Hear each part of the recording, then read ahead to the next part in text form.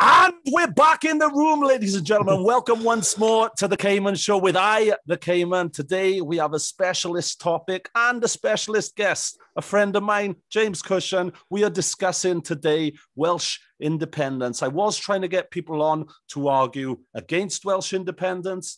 James here is going to argue for the referendum, if you will. So without any further ado, James, just welcome to the show. Pleasure to have you back, good sir. Oh, it's good to be back. Thank you for having me. Nah, absolute pleasure. It's nice to change the subject a bit. I mean, normally when we speak, it's about little green men or little grey men, isn't it? You know, and the possibilities of alien life forms and that. So something different today.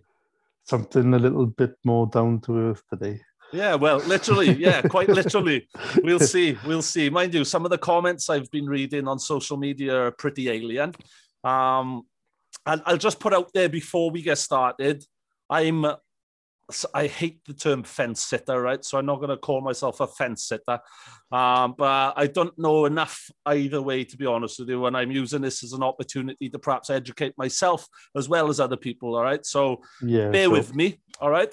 I did try to get someone on to argue against as well, but nobody seems to want to play, all right? Nobody seems to want to play and come on and air their views on here, on this platform about the arguments against Welsh independence. So I've quoted a few people, I've chucked a few bits down. Again, I'm an undecided guy myself, so I'm speaking on behalf of information I've gathered rather than from this, you know? Yep, okay. Cool. Well, so how do you want to do this? So shall I fire some arguments against you, or do you want to just tell us where you're at with it first, or what are we going to do?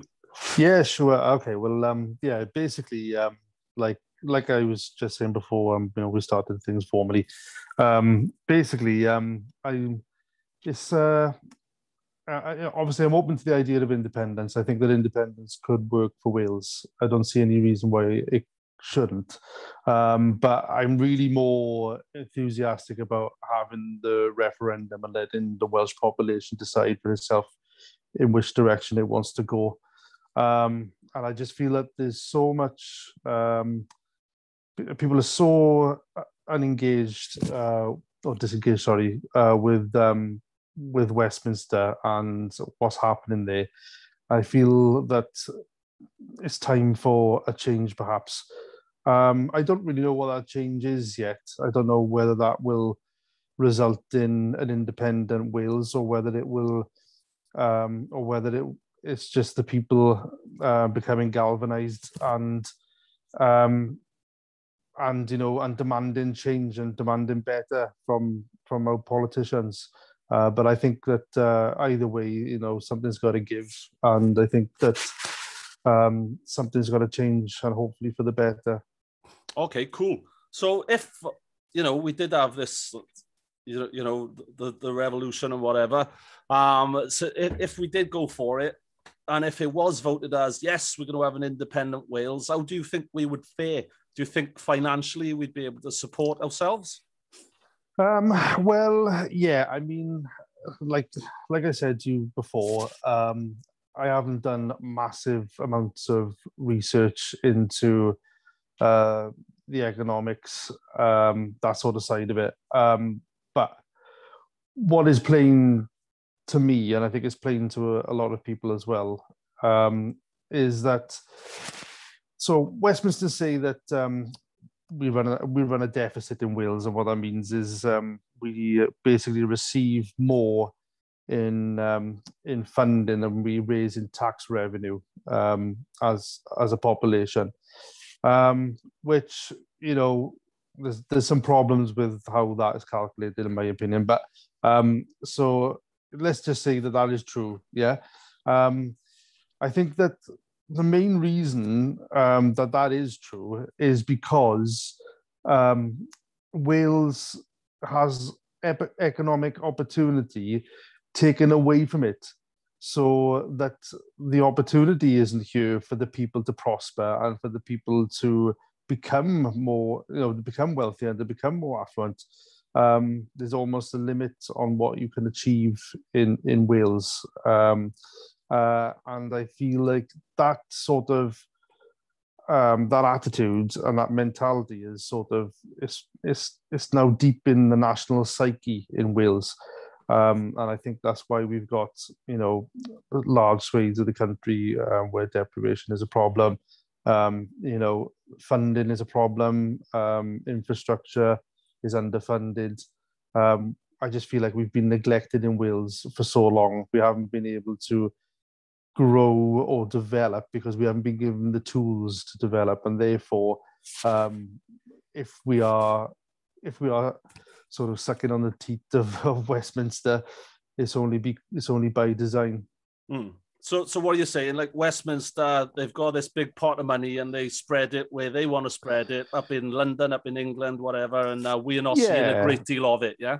Yeah, so basically, I mean, so pretty much all of the nation, the UK's investment gets spent within the confines of the M25, and it trickles down to the home counties. So those areas are usually affluent, Surrey and places like that. But if you take pretty much any other area in England, the places aren't doing so well, and they are deprived, especially the north of England. So it's not just a Welsh issue, it's not just a Scottish issue. It's really anybody outside the southeast of England, really. I mean, you've got pockets in towns here and there, and villages, where people are slightly wealthier than the national average. But on the whole, I mean, economic opportunity is taken away, or I shouldn't say taken away, not given to the rest of the country in favour of it being given to or divvied up, between the London boroughs and the home counties. That's the way I feel about it, anyway. That's cool, man. That's cool. I'm looking at some bits and pieces. You're right. I've been doing a little bit of research.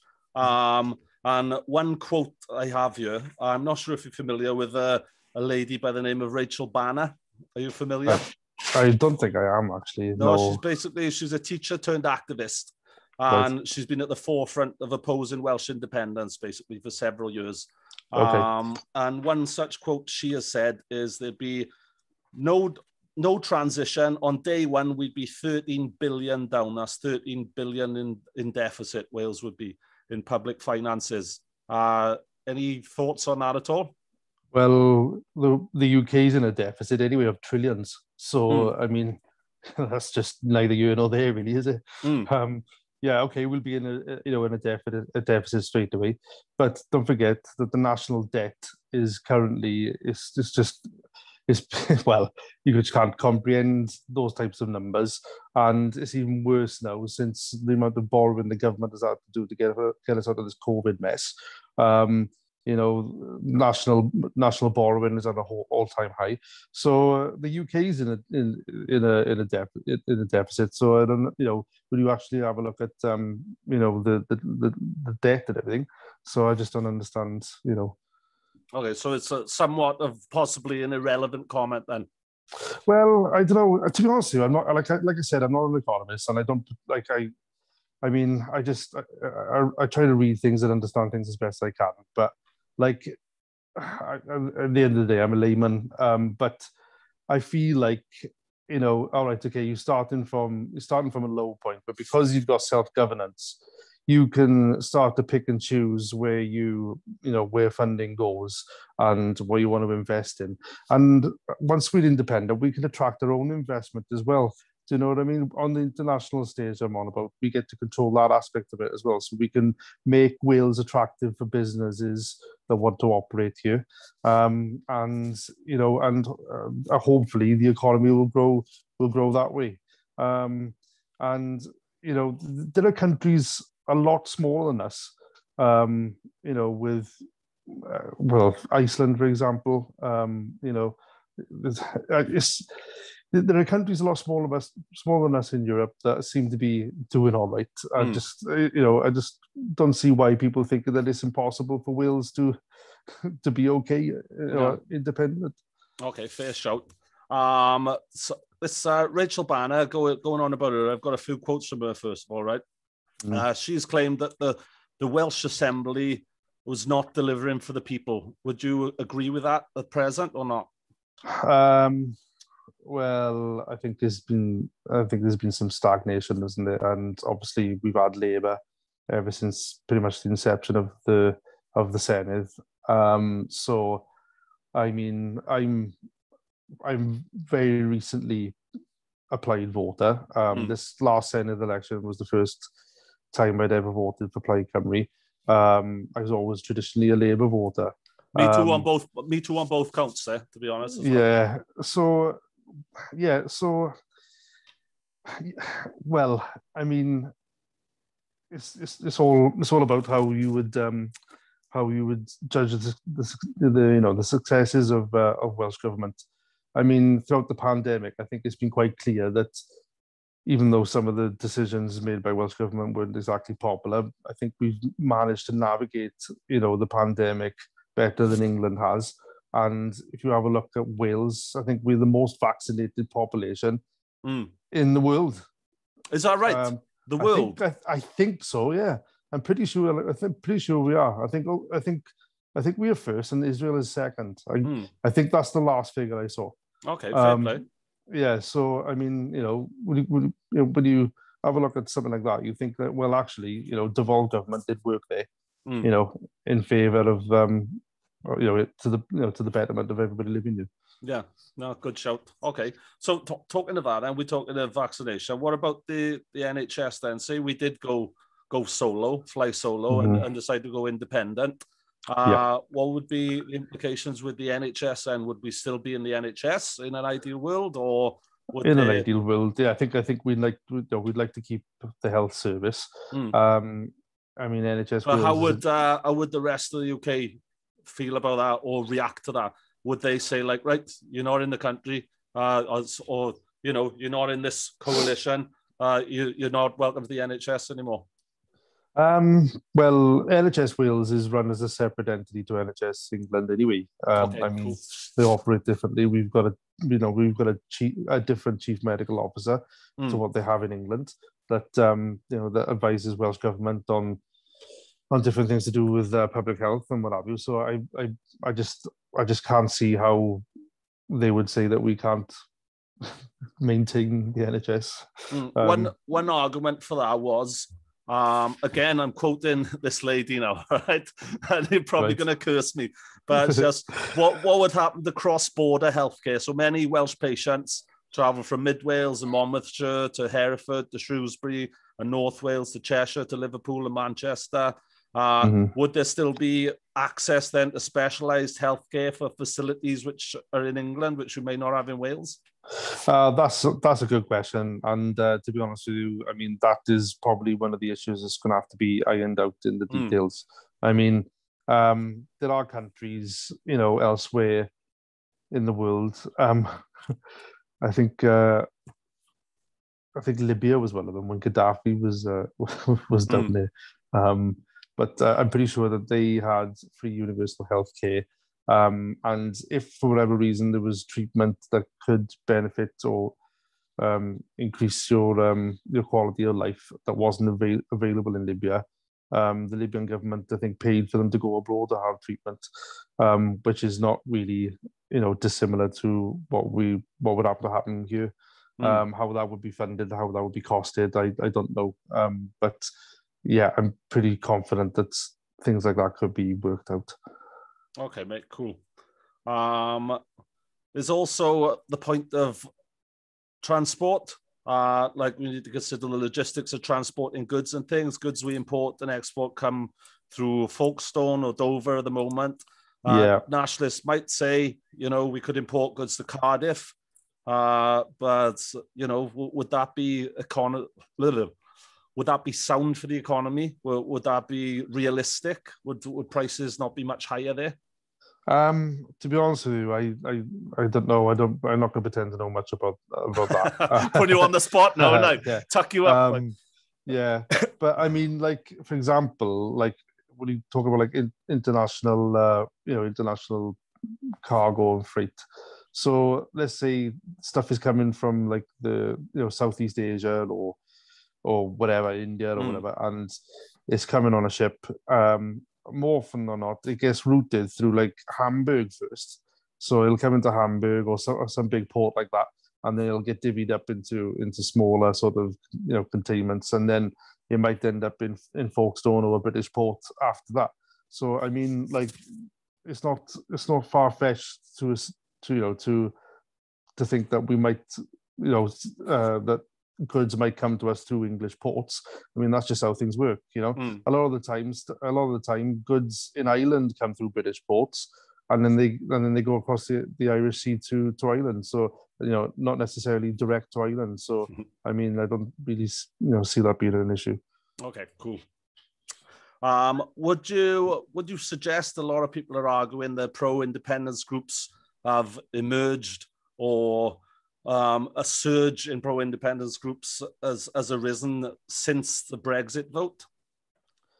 Do you think there's any truth in that? Any substance in that? Yeah, there could be a correlation. I think, well, obviously, Welsh independence has seen a massive jump in approval since the beginning of 2020. I think there might be a few different reasons for that. I think younger people are seeing the blunders that this Tory administration is making. The lies that are being told. The death toll from coronavirus infections and spread of the virus. And they're looking at that and they're thinking there's got to be a better way, And it might be a Brexit thing as well. It might be that people are pro-independence because, I don't know, they've got hopes that Wales might rejoin the European Union after it becomes independent. Possibly, yeah, possibly that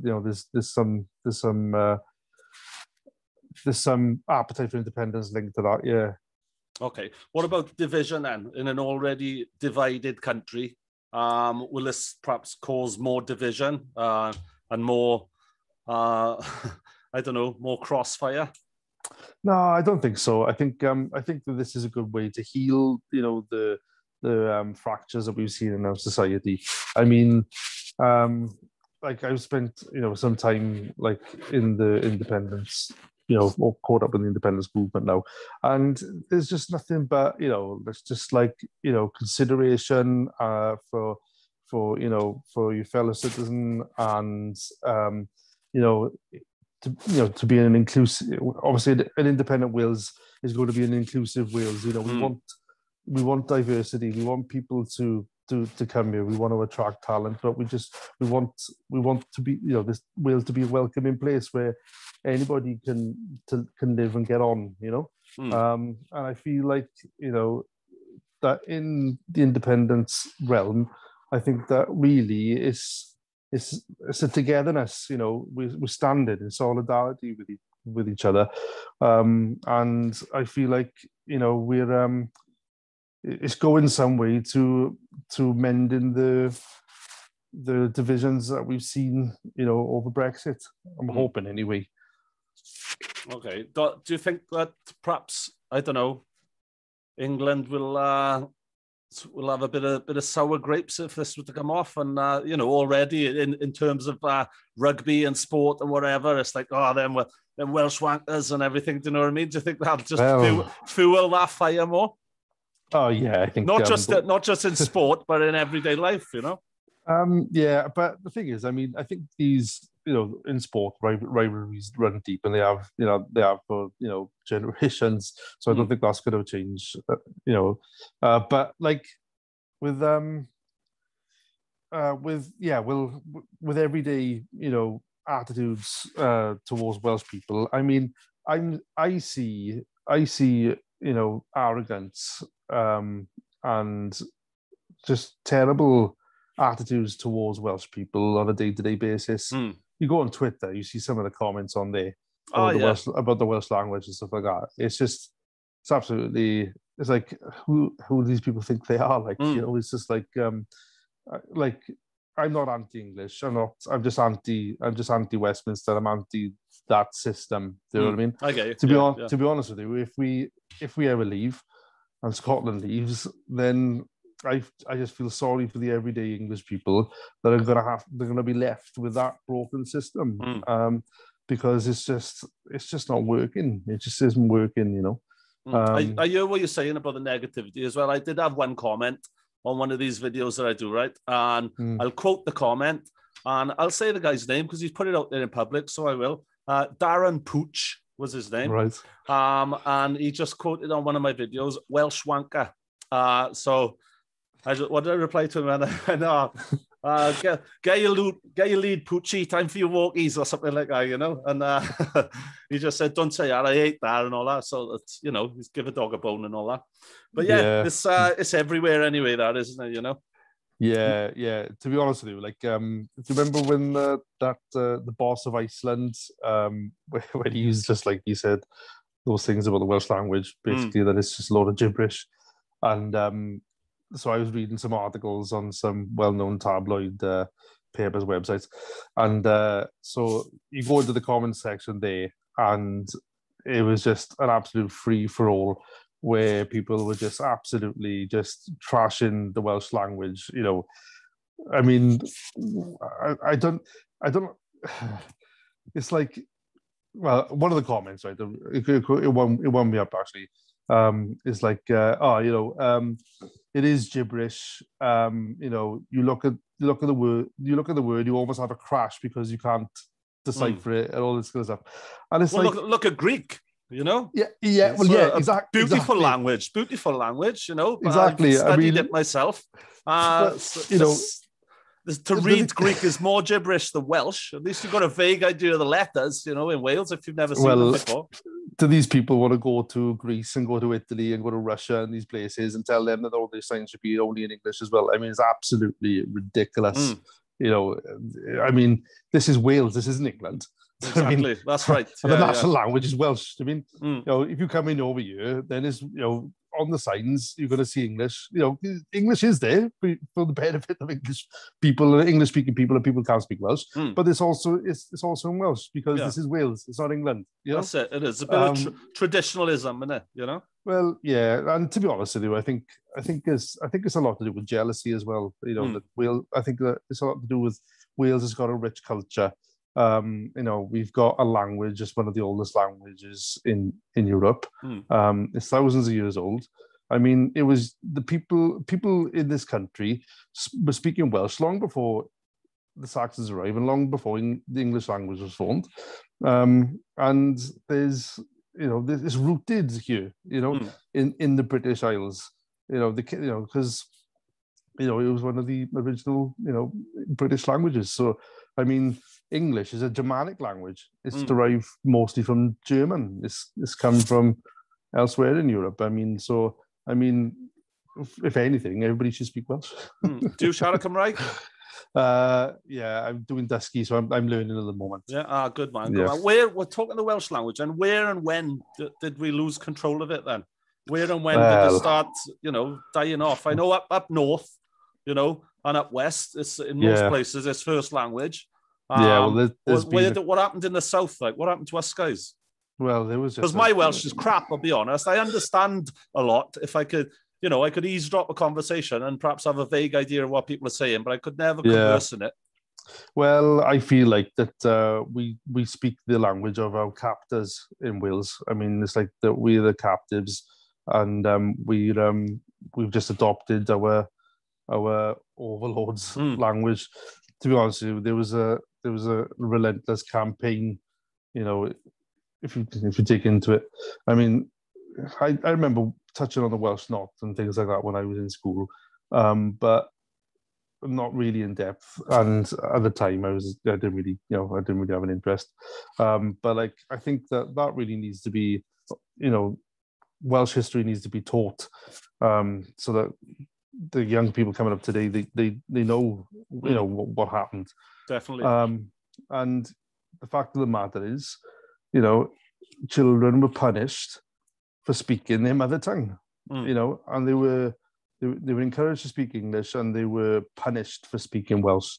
And I think over time we just adopted this subservient national psyche where we were just like, okay, we just do what England wants to do, and we're just second best to them, and we'll just take what they give us and be thankful, and we'll speak their language, and we'll do. And then over time, these things will just get lost, and our identity gets lost as well, because the emblem that's used for Wales in a lot of circumstances is the three feathers, and on that crest is it's not even Welsh, it's not even English, it's German, it's Ich Dien, and it's like, that's, to me, is a way of them saying, know your effing place. Do you know what I mean? That's interesting, man. Yeah, I didn't know that. I didn't realize that. But you're educating me here now as well. It's well needed. But so do you think that's mentality is changing or has changed at all? Obviously, I'd say by us having this discussion to begin with, it likely is. But do you think the Welsh language is starting to rise again out of the ashes? I think so. I think, to be honest with you, the amount of, actually, I really want to see the data from the last census, because I would like to see how many people answered that they understand Welsh, or at least comprehend a little bit, because I think we will see an uptake in people speaking Welsh or taking an interest in Welsh. I have personally. I can't wait until everything goes back to normal, so to speak, so that I can get onto a Welsh language course, because I'm really keen to start that. But yeah, I think people, especially young people, are becoming excited about the future.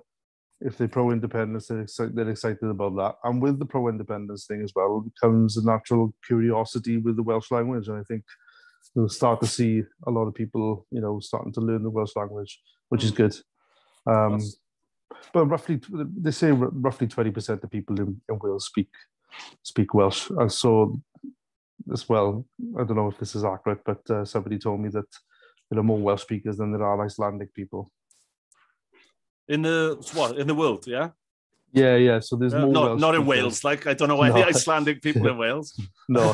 So basically there's more Welsh speakers than there are Icelandic citizens. Oh, that's interesting. Yeah. 20% though, you said 20% of people in Wales speak Welsh, yeah? I think that's the figure I keep hearing being banded around. Yeah. That don't seem high to me though. It's like 20%. If someone said to me 20% of people in, I don't know, Greece speak Greek, I'd be like, what are the rest of them doing then? Yeah, I know what you mean. When you put it in those terms, but yeah, no, I know what you mean. But it's a few 100,000. So I mean, it's not dying out anytime soon. Yeah. And to be honest, we should fight to keep it alive, because against all the odds, it's still here. No, that's it. It is. Yeah. And it has had some odds to battle against as well, Yeah. Going back to the Welsh independence then, and creeping away from the Welsh language, I looked at some figures today, right? It says on there, most polls have found that Welsh independence is favoured by a minority. I can give you a figure if you want, or we can talk about it first. Yeah, sure. What's the figure? It says estimated 7% favoured separation. 7%. Oh, right. Okay. What's your thoughts on that? I don't know. Well, these polls, you don't really know what to believe. Yeah, that one was from a BBC Wales poll carried out 6 months ago. So, make of that what you will. I'm not going to slag anyone or anything off. Because there've been a few polls happening at the beginning of this year. I think it was in March. I put it at 39%, and I don't know who conducted that poll. I think it might have been ITV. I'm not sure. But the thing is with the polls is more often than not they're wrong. Yeah, they're wrong. Take them with a pinch of salt. Yeah. Yeah. But I mean. It's based on a percentage basis as well, but we don't know how many people voted. Perhaps only 2 people voted in that poll, you don't know. I suppose you've got to think as well is that, the type of people who visit the BBC website or read, BBC news articles, you've got to think of the demographic that they attract. So each news outlet or each each sort of organization that's conducting these polls will attract a specific, sort of group of people. So I think we're going to get a little bit of it going up and down like that. Yeah, fair shout. But yeah, I mean, the only poll I really trust is perhaps, that's got any sort of weight, will perhaps be the exit poll on polling day. You know what I mean? Yeah, cool. Okay. What about tolls and things like that? Do you reckon a lot of people like work in Bristol, England, what have you? It's the Severn Bridge has been free for a number of years now, which is a godsend. Do you reckon if this were to happen, we'd be stung with a load of tolls again, or? Well, I don't know. To be honest with you, I don't think that the toll thing has worked entirely in our favour. I think it's opened up Newport and that sort of southeast corner of Wales to people who perhaps who have traditionally lived in Bristol or are from England and work in Bristol, and they want to live, they want to take advantage of cheaper properties and what have you. So they buy a house in the Newport area and then commute to Bristol for work. And that's driving up the cost of houses for local people and pricing people out of the towns that they grew up in. That, and obviously holiday buy-to-let. Do you know, I was in Little Haven in West Wales on a weekend in Pembrokeshire, right? And we were having some food at a pub. And my daughter didn't want to stay at the table. She wanted to walk away. So I got up with her and I let her walk and explore. We went up this little street that looks over the bay. Lovely view. There were 5 stunning properties in this little lane, this little street. Yeah. And every single one of them was an Airbnb. And when I came back down to the front, my daughter was playing on the green. There was an English family there, and I could overhear the I wasn't eavesdropping. I was just, they were just right there. But yeah, they were having a conversation.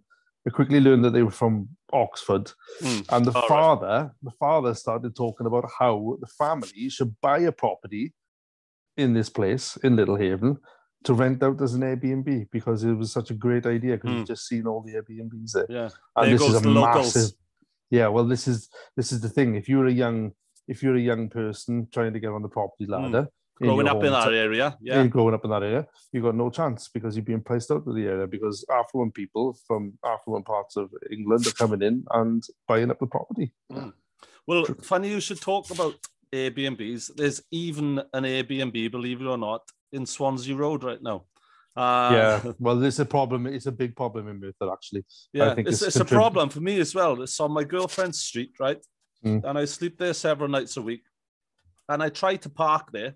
And sometimes it's let out to like building companies, people using bike park wheels and that, which is great on one hand. But on the flip side of that, it's like, all right, I live here. Where am I going to park? This. Yeah. Well, and there's like 3 vans and stuff outside sometimes. Yeah, of course, yeah. And don't get me wrong, I think it's great that we've got bike park wheels in Merthyr, and I think this, it's great that we've got things like that.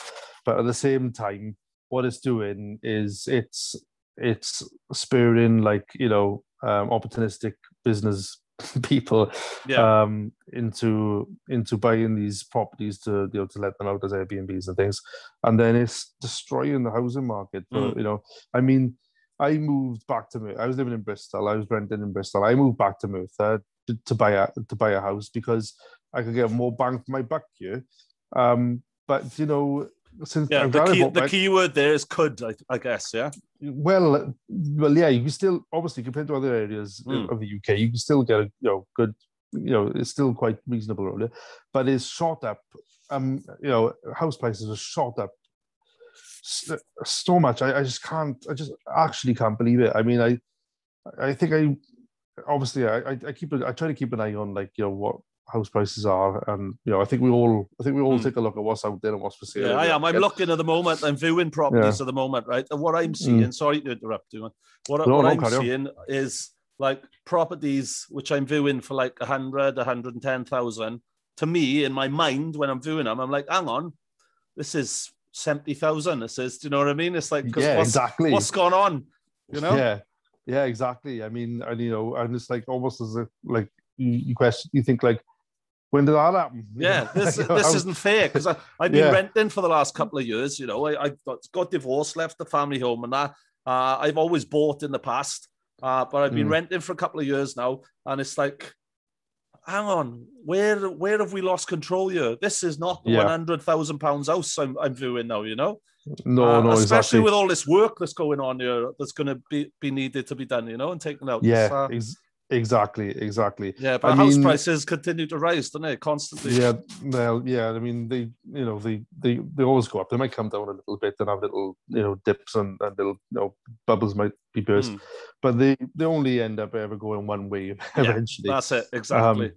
And I just hope that we're not in store for another housing crisis, another housing crash, because it just seems to me like that there's been an exponential growth in average house prices, and I just worried that this could all come tumbling in, But like, I mean, well, I when I live in Pant, there was another house around the corner that was lovely, and it was for sale, and we 2 seconds, I'm getting a call. Yeah, right, so decline that. Decline. Yeah, give me a quick decline. I can still hear you. You just had a little silhouette there myself, but that's okay. Sorry. Look better, in fact. I jest, mate. I jest. Well, you sprung this bloody video thing on me. Usually we do it over that anchor up. So if you've been watching, you'd know. I had to put a t-shirt on this time. Usually I'm shirtless. The divorce rate would fly up then, wouldn't it? Huh? Yeah. No, but it's like there was a house like similar to mine, well, on the same sort of, in the same sort of area, estate, and it was around the corner, and they'd done a little extension on the back and things like that, and it was in a little bit better nick than ours because we had ours off my partner's grandmother, and she hadn't done any decorated since the 70s. Oh, I got you, yeah. So we had to do a lot of work. Swirly carpets and stuff, was there, yeah? God, yeah, awful. The works. So, we had to do a full, re-thing on, we had to redo the inside completely. And it's just, I got the garden to do, there's still jobs I need to get done. But this one around the corner was perfect. It had money spent in it, and it was done to a nice standard. So I said, why don't we go and have a look at it, right? And perhaps entertain the thought of just moving around the corner to the house that's essentially the same as ours, but just in better nick. Yeah. Because oh God, I don't know about you, but I'm not a very handy person, and the thought of getting jobs done, I'm absolutely shite. So I'd rather buy it done already for me. Yeah, that's it. Or call a guy, but then I'm going to have to save up to call the guy, Yeah, exactly. So we went around to take a look at it, and I don't know what it went for in the end, but they were basically, before we could put an offer in, it was sold. And I think they were looking at about 120 for their house, right? And even though it was done nice, I'm thinking like yourself, in my head, I'm thinking that this area is 3 bedrooms. This area, in my head, I'm thinking that's 80, way overpriced. 90 grand, 80, 90 grand most. Yeah, totally. I mean, I mean, me and Amy, we live in a modest house. It's 3 bedrooms. It's a nice size. We want to, obviously, when we're a bit older, we've got a bit more money, move up to something, a bit bigger, what have you. But that's becoming decreasingly realistic. Yeah, well, yeah. I mean, it's almost like it's demoralizing in a way because you see the way the house, the way the property is going, and you think, Jesus Christ. I mean, people. To get a mortgage on some of these houses, you'd have to get a mortgage just 4 or 5 times what you earn or whatever. I know, it's crazy. It's crazy. Well, years ago, I bought my first property in Cowbridge. Right, it was only a flat, but I managed to buy a property in Cowbridge. I'm not sure if you're familiar with Cowbridge. It's expensive, right? It's expensive. Beautiful area. but I moved down there. I was working in a hotel down there for a while, living in the hotel, but then I'd saved enough for a little deposit and everything. And for 53,000, I bought a 1-bed flat in Cowbridge. Sold it a few months later, about 6 months later, for 80,000. Then I bought a 3-bed in Pencoed for that. Then divorce number 1 happened. Sold the 3-bed in Pencoed. I was left with, I think, 12 grand in my arse pocket after she'd had her 12 grand as well. Moved back in with mum and dad for a bit. Bought one in Merthyr then for 61,000, a 2-bed, just on the tram road. And it's gone crazy, you know. It's like, hang on. So it's doubled since I started, at least. Well, Cowbridge will have gone up and up and up. That's probably 200 grand or something now, that flat probably is, you know. If only I knew now, if only I knew then what I know now, you know, I'd be a very wealthy man. Probably living on the street, but I'd have loads of money, like. Oh yeah, I mean, 100%. I mean, like, we were lucky, like, with our house. I mean, you know, it was it needed work done to it. We did that fairly easily. It wasn't too bad. But, like, you know, we bought it off her brother because her brother, it belonged to her grandmother. Then it got left to the family, and her brother bought it from, like, Amy's mother and, you know, and her brother, whoever it got left to. In-house, In-house. Yeah. And we've bought it off him. But we've had a hell of a deal in it. I mean, you know, there's quite a bit of equity in this house because we paid really less than what it was worth, which is great, you know, for us. And with what it's worth now, that the house prices have gone up as well. You know, we are sitting pretty. But then if we wanted to move to another house, even though there's quite a bit of equity in this house, it's still like you pay in loads more for a house that, you know, was, you know, only 2 years ago a lot less. I know. It's crazy, isn't it? It's heartbreaking, like, you know. But is it going back to the topic at hand then? So house prices, for example, is it? Do we know? Is it just Wales that this is happening? Is it happening throughout the UK or what? Is Wales a hot spot for this?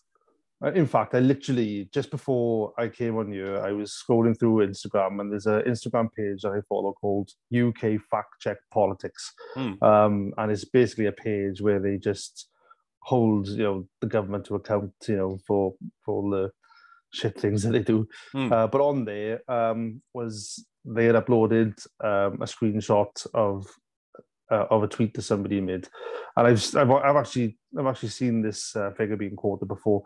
So in 1991, the average house price was something like £53,000. Now today, the average house price is £268,000, which is an increase of 500%. Mental. We're doomed. Inflation. We're absolutely doomed. Yeah, well, if you have a look at average wages haven't gone up that much. No, that's it. So average wages have gone up like that. And house prices have just gone up like that. Yeah, I mean, that's it, exactly. And homelessness has gone up like that as well then. Yeah, well, exactly, yeah. And it can only continue for so long before people literally cannot afford to buy houses, you know, on an average. Scary thought, that is. Real scary thought. Oh, yeah. 100%. Mental. Going back to Welsh independence then. So... An independent Wales, what have we got at the moment working in our favour? What are some of the key points and key elements that we have got working in our favour at the moment? Well, in your opinion, like. Well, I think that we've got ambition, and I think that, you know, independence is exciting, and it's optimistic. And it's, you know, it's looking to the future, and, you know, and really hoping for the best and building our own future, you know, and sort of taking it into our own hands. I mean, if you have a look at the union, the future of the union is just bleak to me. I mean, it's just like, we're out of the euro now, you know, out of Europe now, out of the EU. You know, exports are down 68%. Are you a Remainer or not? What don't you want to say? Oh, I was a Remainer, yeah. I wanted to stay in Europe, 100%. Yeah, I mean, you know, I can't see one single positive to Brexit. I just can't. I'm still waiting for somebody to tell me, you know, what, blue passports. Oh yeah, great. I mean, what else is positive? I mean, longer queues in airports. We haven't got control of fishing back because we've sold the fishermen out. Oh, the Tories have sold the fishermen out. I mean, there's nothing positive, is there? Really? No, I mean, not that I can see. I made a mistake. I'll put my cock on the chopping block now, so to speak, right? I voted to leave, but as soon as I saw the writing on the wall, then I'd like to now retract that vote and say, I think a lot of people would. On the record, I think a lot of people would too. I'd like to retract that vote. I've shortchanged myself severely with that vote. And again, I think a lot of people have. I know there'll probably be uproar with me saying this now, but, you know, it's just my opinion, that's all. Shouldn't have done it. Big mistake. Yeah, I think it's and we've lost a ton of funding as well. Well, this is the worst part. I mean, in Wales, you know, we received, especially in the valleys, we received so much, you know, economic help from the EU. Loads of things around here were EU funded. You know, and it's like we've bitten the hand that's been feeding us. And if people think that, you know, Tories in Westminster are going to give us the kind of funding that we've been having from the EU, they are sorely mistaken. Yeah, they need the head shred. Yeah. No, they don't care. They don't care about us. I mean, they're not gonna. They always talk about leveling up as Boris Johnson, but it is just an absolute. It's just a soundbite. It's just empty. It's got no. You know, it's got no meaning. You know, it's just something for him to say. You know, to get people excited and what have you. But it's really no substance to it at all. You know, I don't think there's any substance to anything Boris Johnson says. You know, he's lying when his lips move. Well, he couldn't even buy a new suit for his wedding. Exactly. It was remember that American lady that he was accused of sort of, you know, having an affair with or whatever, and you know, there's questions around because like he helped her like win funding or something, and there was questions around the morality of that. And there's a photo like from a few years ago. He's literally wearing the exact same suit and tie that he wore on his wedding day, and I'm thinking like, I mean, not that you have to, you know, but like she was there.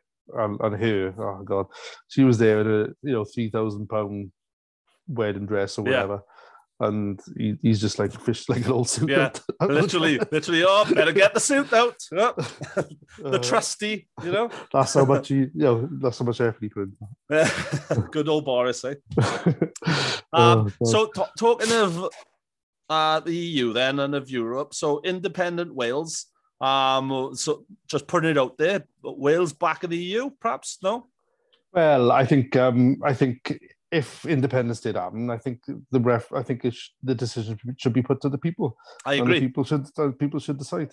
And if they want to be back in the EU, then the thing is, you gotta. Well, I've tweeted Michel Barnier and a few other, you know, top EU people. I've tweeted trying to get them to answer, trying to get an answer on whether they would accept Wales back into anything back EU. Or anyone hit the hot buttons or not? No, not yet. No one's took the hook yet. No, nobody's got back to me yet. But you know, I think their stance is clear on Scotland, so I'm confident that maybe they'd. Yeah. Well, what's their stance on Scotland then? They've agreed. I think they've pretty much left the door open for them, haven't they? That's good. You know, yeah. Well, something like that, right? I know I said at the top of this, I'm on the fence. Something like that would sway me. It'd be a bit of whiffam. What's in it for me, you know? And that's for me personally. That'd be, you know, a big hook for me to bite onto, you know. Yeah, 100%. And I think there are a lot of people that have got remorse about voting leave, like yourself. I do, 100%. I think there's loads of people out there because, you know, and the thing is, you can't blame people. People were lied to, you know. They were lied to by the government. I had know-it-alls in my year all the time as well. People I worked with, people I'd see at the pub and all that. And it's just like, why don't people just make their own bloody decisions? And why do I listen to all that nonsense? Just follow this at the end of the day and this, rather than what people are putting in you. Exactly. But lesson learned now, if it happens again, if it swings around full circle, I know where I'm going, you know? Yeah, trust your gut. That's it. Exactly. What about if we did go independent, then currency, would we be sticking with the English pound? I don't know. It'd be fun to like make something else up, wouldn't it? It'd be cool, wouldn't it? Yeah. Like we could call dragon it eggs. yeah, dragon coins or something. Yeah, that'd be cool, wouldn't it? Yeah. Or we could go back on the Euro. Yeah, well, yeah. I mean, yeah. If you join the EU, I suppose you could enter the Eurozone. That's always a possibility as well. That's cool. Yeah, yeah. I mean, I don't know. I mean, the currency. I think it's. I don't know. I think. Would we have to come out of the pound though if we went independent or not? I don't think we'd have to come out of the pound, but I think it would be good to start fresh with a new currency. Our own identity, like yeah, exactly. Yeah, not sort of get rid of out with the old, in with the new. That's it. Yeah, good stuff. So in closing, then, so you're face to face with someone who says to you, Welsh independence, don't bother, it will never work. What are you saying to them? Well, make it good. No pressure. I guess I say to them, I don't know. You put me on the spot. No, that's what I do. Damn you, Carl. I mean, how could you possibly know? How could you possibly know it wouldn't work unless you try it? I mean, the thing is, nobody ever got anywhere by not taking risks. It's like the SAS motto: "Who dares wins." If you're not going to take a gamble, you can't win big. So you'll always be, and you've got no right to complain about your situation if you don't take the risk either. I feel. So I think that we need to be bold and go into the world and make our own mark. Mm-hmm. So that same person then says to you in response to that, all right, what's going to be better? How is this going to benefit my life and my children's lives and their children's lives? What's the main selling point? And I'll leave you alone after that, I promise.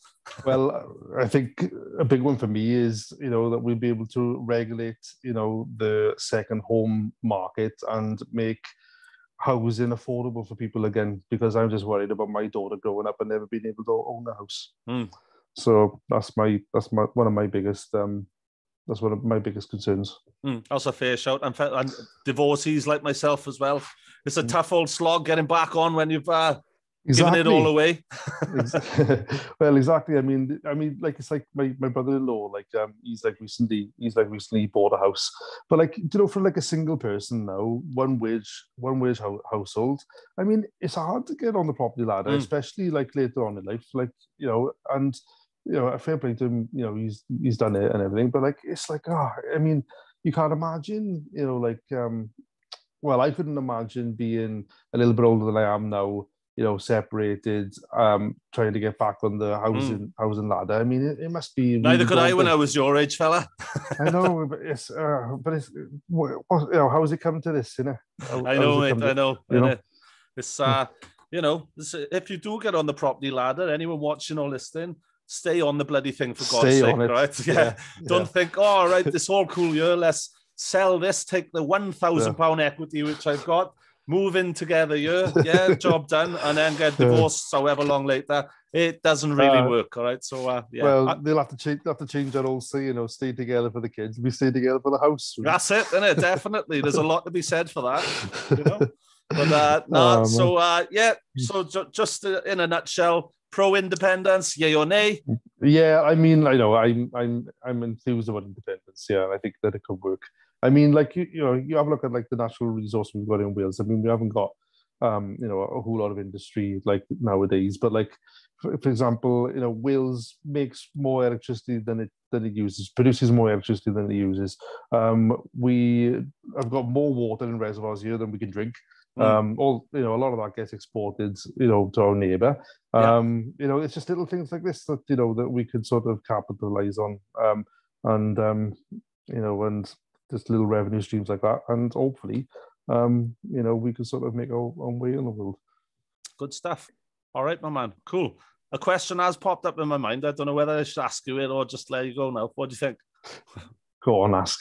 All right. Someone said to me when we were talking about doing this podcast on Welsh independence, I said, right, how will it work? How will we make the money? He said, charge England for the water we produce in. And I was like, right, won't England just make their own reservoirs and sort themselves out then, or what? What's your answer to that guy? Well, they're fat as a pancake, and they haven't got lovely valleys to flood.